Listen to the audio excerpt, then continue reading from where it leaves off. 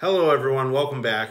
I'm back with another video in a new year. It's 2021 and I have not made any videos during the holiday season because I decided to take a little break from making videos. And then January 2021 has been, well, you know how it's been.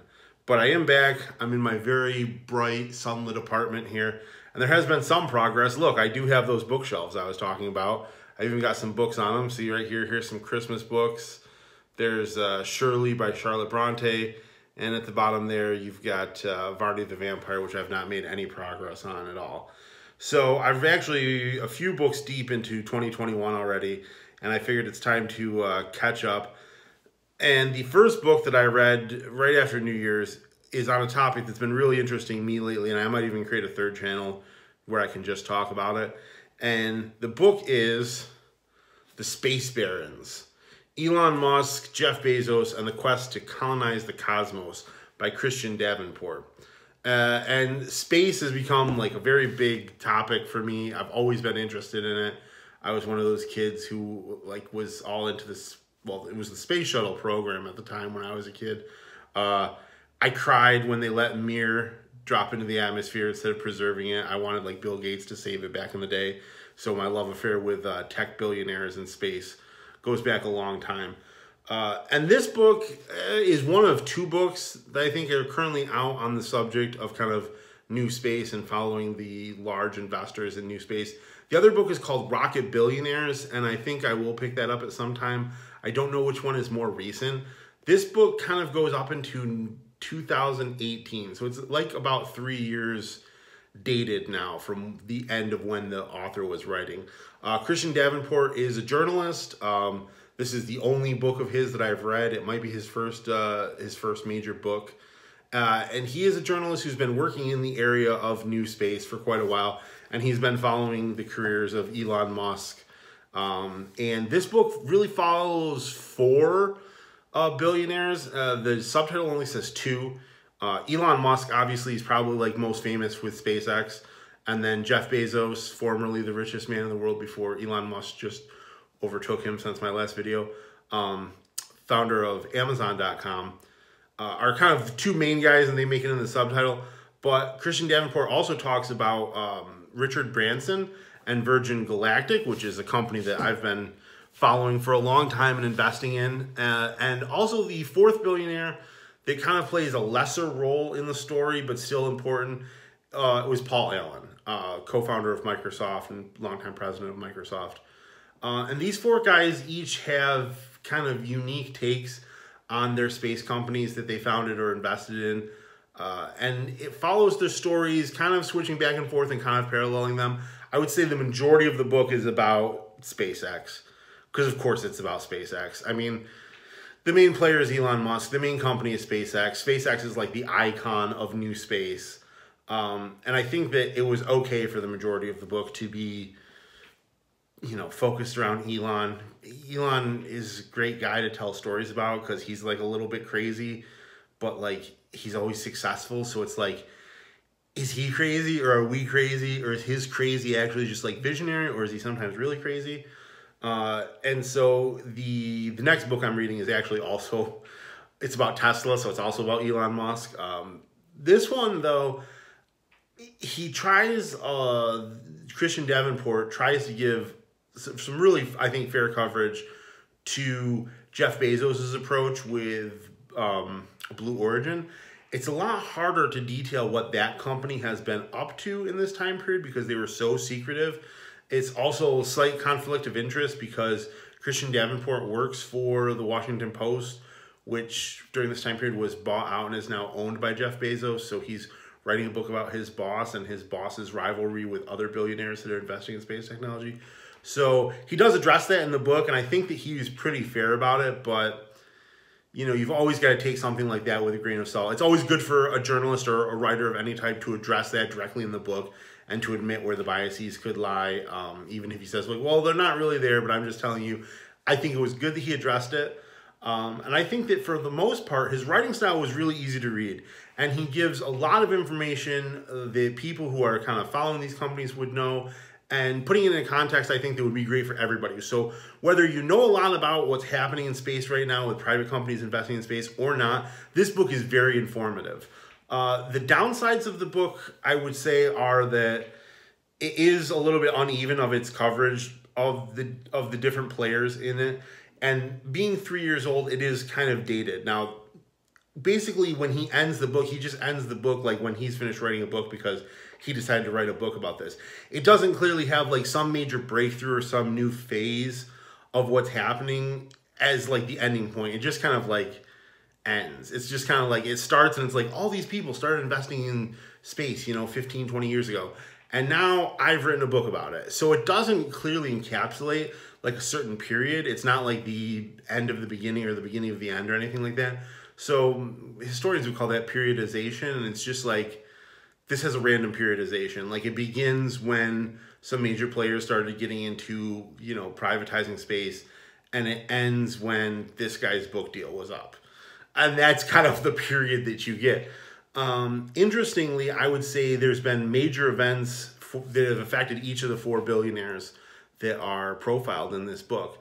For Elon Musk, I would say the biggest thing was the Crew Dragon mission.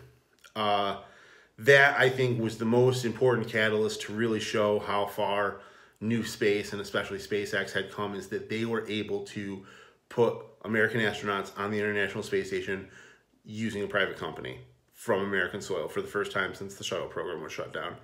That was amazing. I watched it live. It was a phenomenal, huge event, and I think probably the seminal event, probably where this book should have ended. That should have been the thing, is like, and now these companies can put astronauts into space. That would have been like the big, huge, like, now we're entering like a new era. The other thing that's happened for Elon is this year, he became the richest man in the world in 2021. He surpassed Jeff Bezos. I think Tesla's stock cooled off a little bit, and he fell back down below where Bezos is in wealth. But I mean, it's kind of nominal. He went from like 25 billion to 190 billion in 1 year. It was pretty spectacular. The fact that he might have fallen back down to like 160 billion is kind of irrelevant. He's now up there with Bezos as having, the 150 to 200 billion range, depending where their stocks go. The fact that Bezos lost 35 billion last year to his wife in the divorce. Eek. So for Bezos, Blue Origin has become more of a public company. Not public in the sense that it's publicly traded, but it has become kind of a more open company that's sharing details. They say that they may be able to get people to space by April of this year. And then for Richard Branson, I would say the most important thing that's happened since this book came out is that Virgin Galactic was taken public via SPAC by Chamath and all those guys. And so it became a publicly traded company. And like I said, I'm an investor in it.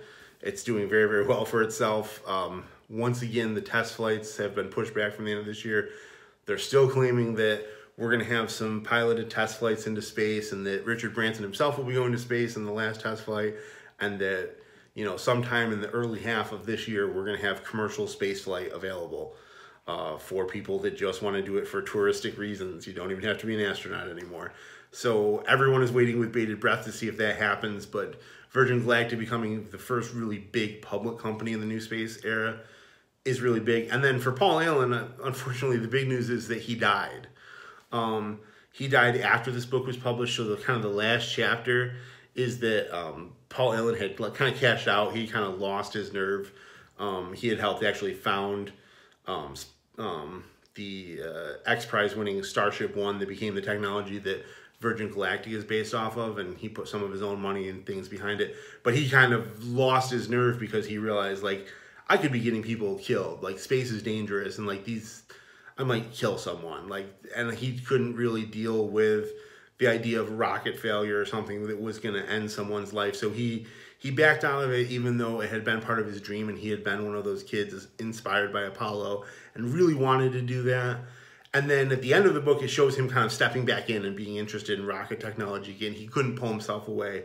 And then unfortunately, Paul Allen passed, so I wonder what his influence would have been. It would have been really interesting to see how any company that he invested in would have been different from Blue Origin or SpaceX or Virgin Galactic. And now Richard Branson has another company, Virgin Orbit, which is competing more directly in that space that SpaceX is in. That's, you know, a more traditional rocket company. Still not traditional because they're still flying their rockets up on a 747 and dropping them and then igniting them midair, which is crazy. I just watched one of their successful launches a few days before I'm filming this video, and it's just incredible the things that they can do. For a space geek like me, this book was really, really exciting. Like I said, I'm also an investor in some of these companies, specifically Virgin Galactic. I really believe in their mission and what they're doing to put people into space. I never thought I would go to space, and I probably still think that I never will, but I mean, I'm young.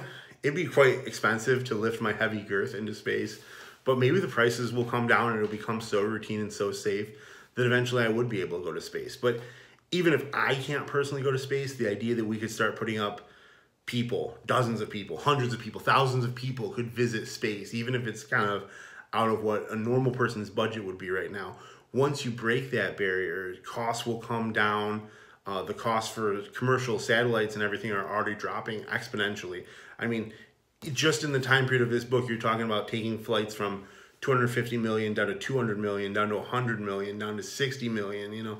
And then people are saying now we could have these rockets doing missions for $5 million. That's the level that SpaceX and some of the competitors that have come after it have, you know, dropped the price with these, you know, smaller rockets, reusable rockets. Now they're making larger reusable rockets. We're working on the Starship. It's just an incredibly exciting time. If you want to catch up on what the past 20 years that have been like, that have led up to this moment, this is a very good book. I can't compare it to the other book that's out here on the same topic, the Rocket Billionaires, yet, but I'm planning to read that book in 2021 too, because I'm on such a space high. I'm on such a rocket ship high, and I really think this is going to be a breakthrough year. And plus, with all of the grimness and negativity that's been going on in our political system and with the virus, I really think like a book like this that is not sci-fi, it's real life, but it has such a positive view of the future, and it's just these new possibilities that are going to be available to us. It really makes for great reading. It maybe is the reading that you need in 2021. So if you like these kind of stories about people going out and being adventurous, starting new business, entrepreneurship, technical breakthroughs, engineering, this is a great book for you, and it will also kind of catch you up on, and it has a very shiny cover. Look at the moon. Look at the shininess. So, yeah, it's a very kind of uplifting book. I mean, there is, you know, a little bit of dark side. I mean, you know, bad news. Rockets blow up, there are setbacks, and sometimes people die. Space is hard, as they say in the book a lot. Space is hard. That's kind of like a mantra. Space is hard. But overall, I found it very informative to a subject that I'm very interested, very uplifting, and I think it makes a great starting read for 2021. And I'm going to review the other book on the subject, Rocket Billionaires, at some point, and probably some of my next few books that I review are going to be on topics adjacent to this. I'm still going to come back with more reviews of my Gothic literature. Don't worry about that. That's coming too. So I hope you guys are having a great 2021. I'm up to 12 subscribers now. So my goal for last year has been achieved in the first quarter of this year. If you are interested in more reviews of nonfiction books, of more Gothic fiction, there's going to be some sci-fi coming up on the channel. I'm listening to some sci-fi audiobooks, and I've gotten some book recommendations. I'm definitely back, and I'm doing the uploads again. So like, subscribe, all that stuff. And let's fill up this bookshelf. Next video, there's going to be more books over here. This book will now be over here, and you can see it grow. So subscribe, because you don't want to miss that. What could be more exciting than watching my bookshelf fill up? Nothing. There's literally nothing on YouTube that can beat that. What are you thinking? See you soon.